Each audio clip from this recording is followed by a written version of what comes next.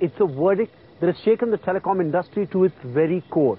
Few expected the Supreme Court to order cancellation of 122 licenses issued without an auction during A. Raja's controversial tenure. Now, all those licenses will have to be auctioned again and fresh bids will be invited. Needless to say, all telecom players affected by the judgment are outraged and are looking warily at the auction. For good reason, because the auction may well turn out to be in favor of large established players who have deep pockets. The telecom industry may never be the same again. A former minister in jail. Top CEOs recently out on bail. A dozen cases still in court.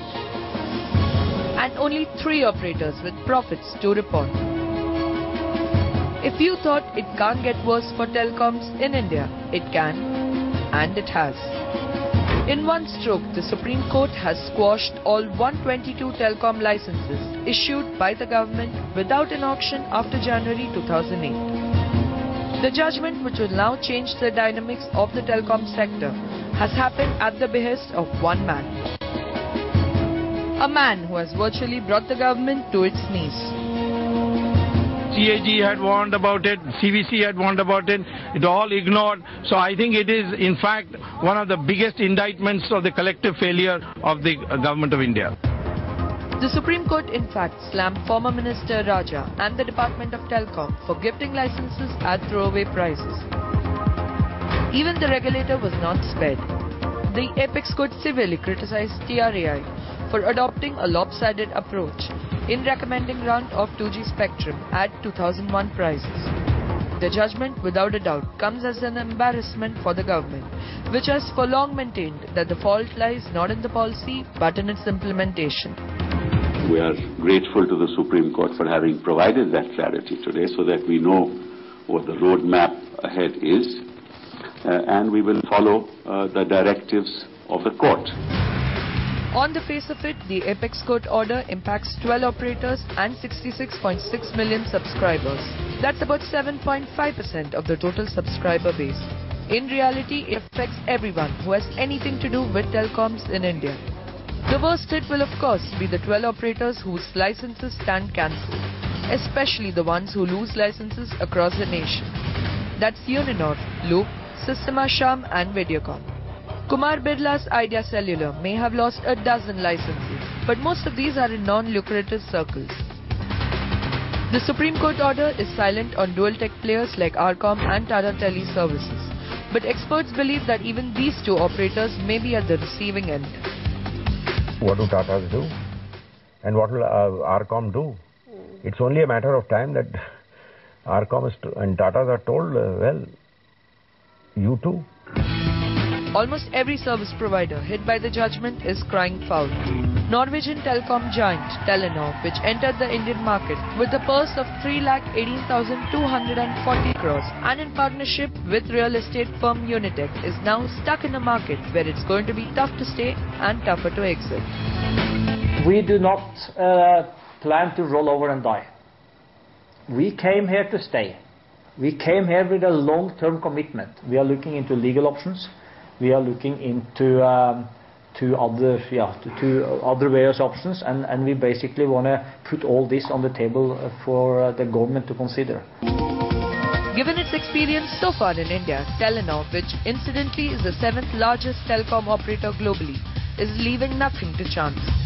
Norway's IT minister is doing the rounds of New Delhi, making a case for the company.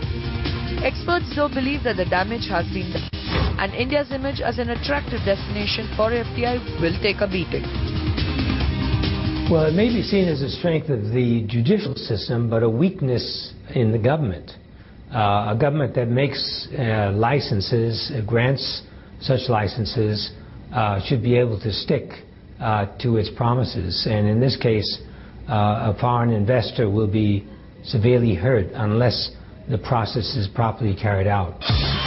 Restoring investor confidence won't be easy. The Supreme Court has asked the telecom regulator to frame guidelines for license allotment. The government has 4 months to get a fix on the process. Even when we recommended the cancellation of 69 licenses, we had indicated that there would be a sufficient amount of spectrum to be able for the government to be able to auction. For the next 4 months, services of all operators will remain unaffected, after which they will have to pay market-determined price to keep their license. That's easier said than done. Framing the guidelines in 4 months is going to be a Herculean task. 2 critical issues will need to be sorted. The first one, what will be the reserve price for the auction? It has to be higher than the current price of around 1,650 crores. After all, the controversial 2G loss figure of 1,65,000 crore rupees was arrived at by the CAG when it indexed the price of 2G spectrum to the price discovered in the 3G auction.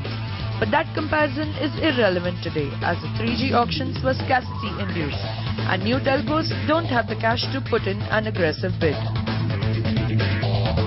It's serious business and serious opportunity, and they may be keen on the auctions if that is the only option. But that also depends upon the reserve price for the auction that the government comes out with, and the policy on who all can participate in the auction.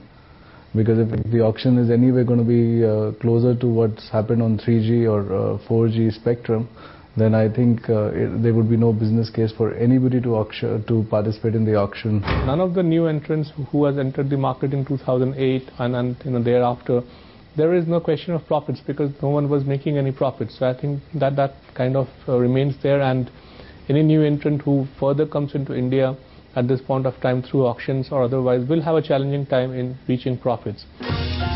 The second big issue is, will the auctions be restricted to just new players, or will old operators also be allowed to participate? Mobile telephony. Restricting it to new players may see the big boys cry foul, as they have not been allotted 2G spectrum in 3 years.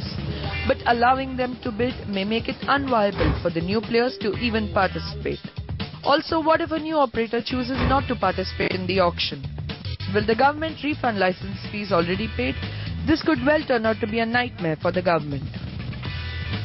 And then there are banks which have lent thousands of crore rupees to telecom companies against their 2G licenses. Will their loans go bad, and will they drag the borrowing companies to court? We can drag the government. There will be endemic litigation. The government will be asked that you have created this mess. Foreign collaborators will sue the Indian collaborators that they have created a mess for the foreign collaborators. But as you know, this kind of litigation is endemic. It's an epidemic of litigation. It's going to take number of years and years and years. Where will it lead to? Skeptics though may well say that litigation and telecom all go hand in hand. But even if we were to ignore the legal overhang and assume that a few operators managed to secure their licenses after the auction, they will most definitely not have the balance sheet strength to compete with the big boys. The Supreme Court order has almost de facto begun that consolidation, because it's very unlikely that the less serious players would bid. So that would mean the exit of several players in one fell swoop, as it were. Indeed, the sector has been at the crossroads for a while now, and smaller players realize that it's better to sell out than stay in. For instance, Bahrain-based company Betalco has recently sold 42.7% stake in Estel to Sky Foundation for 884 crores. While consolidation may not be that bad for the industry from a long-term point of view, it's definitely not good for the consumer. Fewer operators will mean the pricing power comes back to the telcos, and so your mobile bill could well be on its way up. The responsibility of fixing the telecom mess lies with the TRAI and the Department of Telecom. Ironically, these were the two institutions that were chided by the Supreme Court for their inept handling of the license allotment in 2008. So the big question then is whether the TRAI and the Department of Telecom have the bandwidth to get it right. We will know that answer in 4 months.